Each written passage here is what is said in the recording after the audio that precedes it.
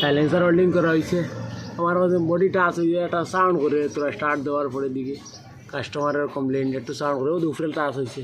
উপরে একটা কীরকম একটা ব্ল্যাক কালার হয়ে গেছে পুরো জায়গা কোনো টাচ হয়েছে সাইলেন্সার।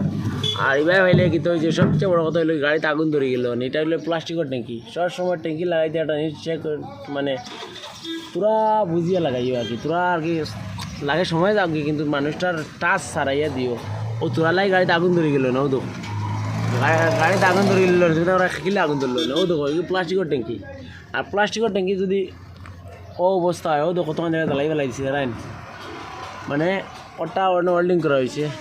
ওয়েল্ডিং করাতে মোটো হয়ে গেছে, আর মোটো হয়ে গেছে এটা বুঝছে না যে নট সাইলেন্সার লাগিয়ে দিব, পেট্রোল ট্যাঙ্কিতে লাগিয়ে দিব। ওদের পেট্রোল ট্যাঙ্কি অত জ্বালাই লিছে, মানে বহু জায়গায় জ্বালাই ফেলাইছে। সব মামলিক মনে করেন বহু জায়গায় জ্বালাইয়া টুকাই দেয়।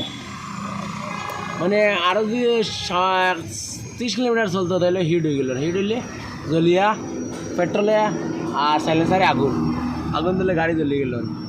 ঠিক আছে, ও সামান্য বুলোর লাগিয়া গাড়ি জ্বলি যাব, সামান্য বুলোর লাগে গাড়িতে আগুন ধরব। এরপরে দিয়ে কিতা বলে গাড়ি এসি দিয়েছিলাম, এসি গ্যাস হয়ে আমার গাড়িতে আগুন ধরেছে, কিলা ধরছে বুঝতে পারি আমরা। ও তো ও সামান্য বুলোর লাগে, ওখানে টাচ না সারানির কারণে গাড়িতে আগুন ধরল না। কাস্টমার তো কইতে পারলো না গাড়ি চিতার লাগে আগুন ধরছে ওদের। তখন আমি নিজে তাহলে আমার নিয়ে দেখিয়া ওরকম ঘটনা, সামান্য বুলোর লাগে গাড়ি ধরবো।